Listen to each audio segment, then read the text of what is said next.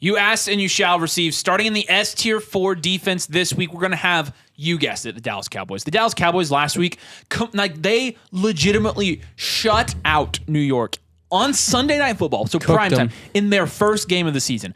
I mean, absolutely destroyed them. They had 30 points. They were winning people leagues last week. So at this point, I don't think you can start the Cowboys even though they're playing the Jets.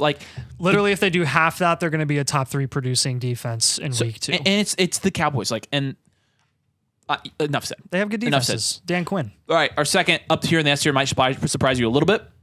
Tampa Bay. Tampa Bay, why are they in here? Look at their matchup, guys. They are playing the Chicago Bears. Tampa Bay, listen, Tampa Bay still has a semi-respectable defense. They do. That's the one thing they're going to continue to do at least decently while they suck on offense. And given that they're going to be playing Justin Fields, how could you not rank them here? I mean, you saw last week, the Packers defense had a pick 6 against... Yeah. A fumble force. And a fumble force. And Tampa held their own against Minnesota, holding them to 17 points. That's Justin Jefferson, Jordan Addison, and TJ Hawkinson. Yeah. And Alexander Madison. Oh, that's right. My bad. So we're going to put Tampa Bay as a must start this week. A tier. Yep. A tier starting at the top is going to be the San Francisco 49ers, who had a great week themselves, finishing as a top 8 defense, playing against Pittsburgh, shutting them down to only 7 points last week. And I think you're looking at this matchup now with the LA Rams, where, the LA Rams put up 30 points against Seattle, but Seattle has a questionable defense of their own.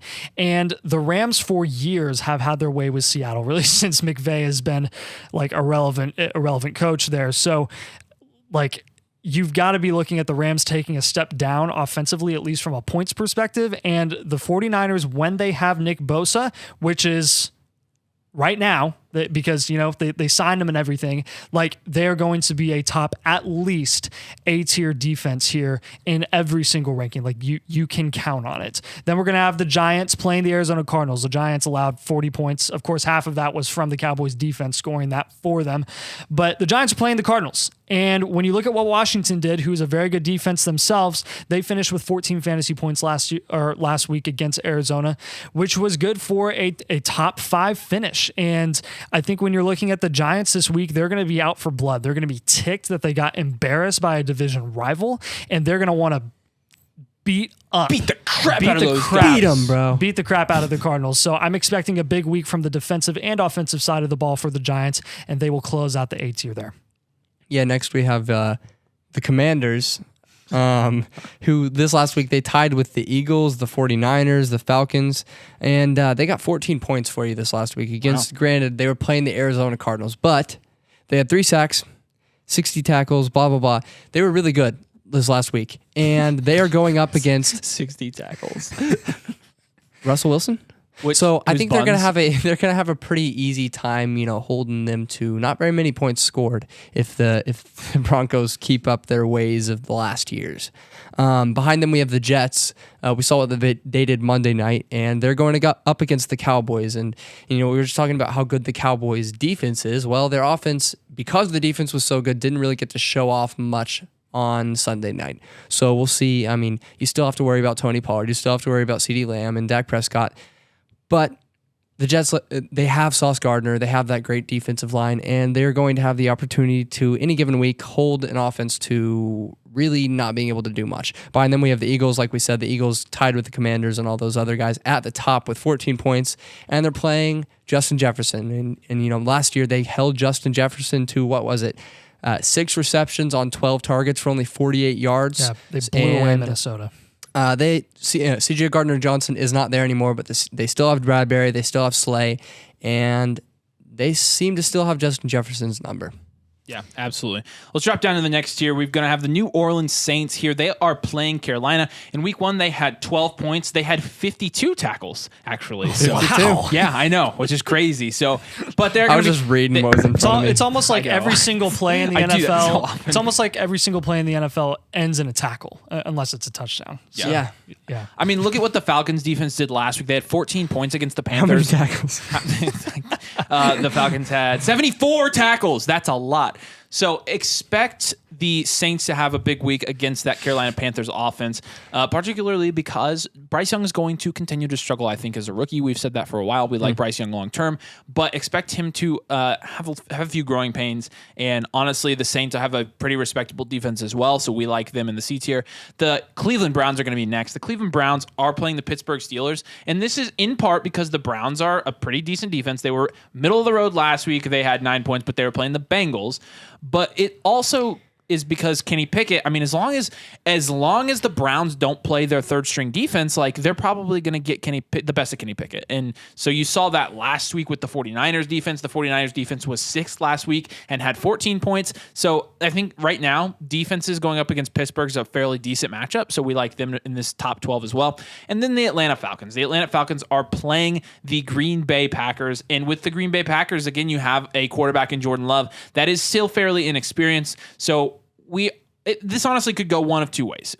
Jordan Love could come out and have a good game. It's going to depend on if Aaron Jones plays. It's going to also depend on if Christian Watson plays. Right now, those guys, we're going to assume they're not going to play, and we're going to put the Falcons up here as well because it would be tough sledding for Jordan Love and that Packers offense without those two guys. I mean, they embarrassed Bryce Young in week 1 too, so they had a really good start to their season. In the D tier is going to be the New England Patriots.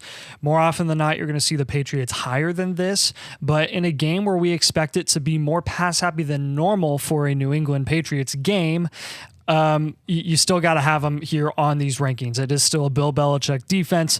It is still going to be very solid. You could see them maybe looking to force some turnovers, get some sacks and whatnot, do the usual New England's defense thing. So, but expect them. Yeah, I mean, they could also have a really dud week. If Miami has their way with the Patriots, which is possible, there's a possibility that the Patriots disappoint, so we're going to be conservative with their ranking.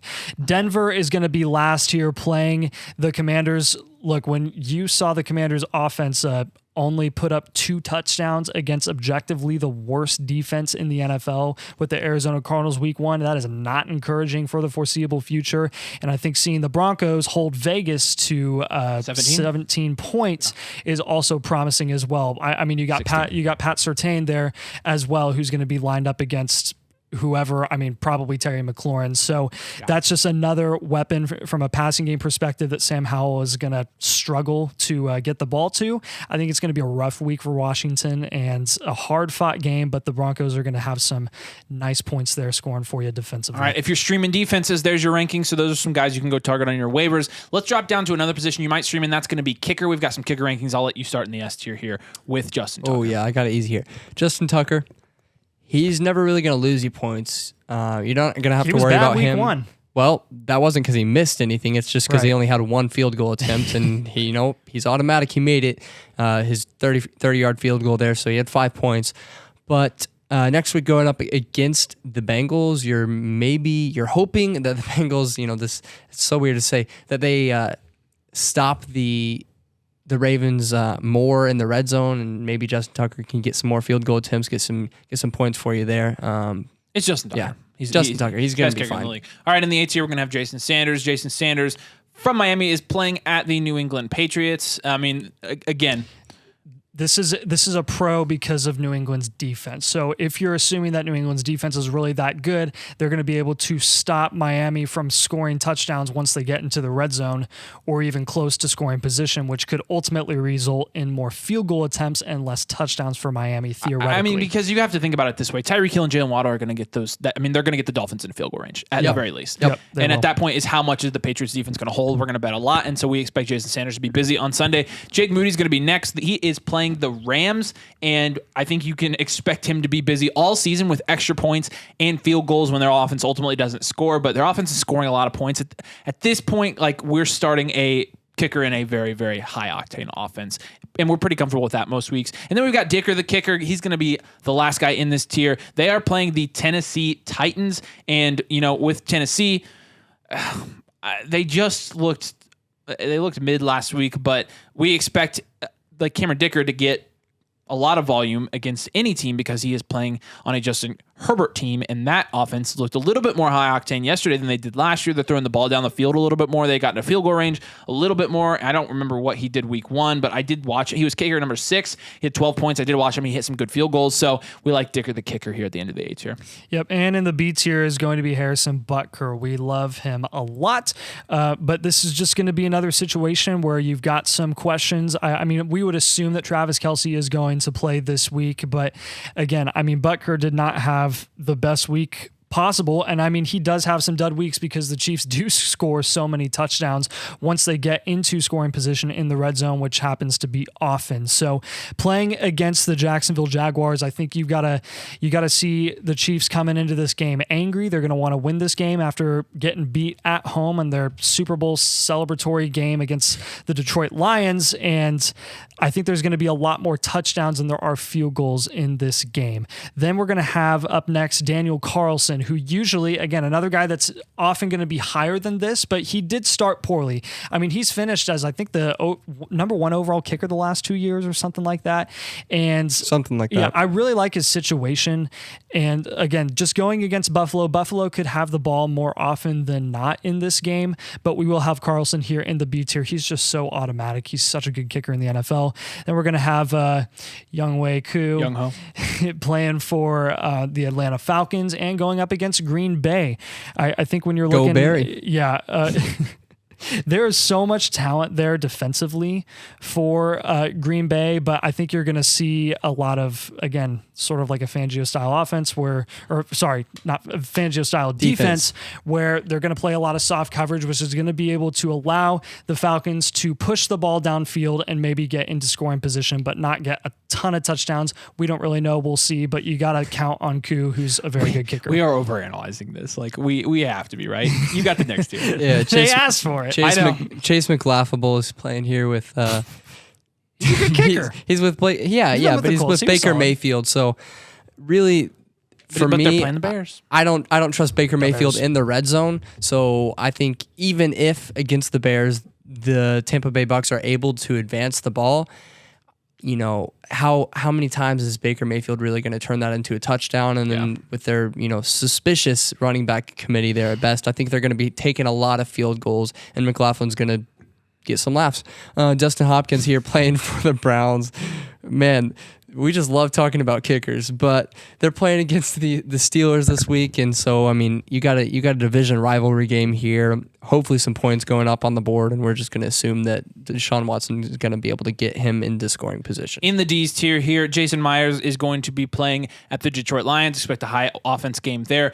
Shooter is going to be playing versus the Baltimore Ravens, and it's Shooter, so I mean, you always pretty much have to put Shooter in here. And then Matt Gay is going to be playing the Houston Texans, and super consistent, and it's Matt Gay. And he's good, he's a good kicker, and that's all we can say about it. You guys. I mean, you asked for these. Like we were not expecting this video to do well last week, and you're like, oh, nobody talks about this. Can you guys do it?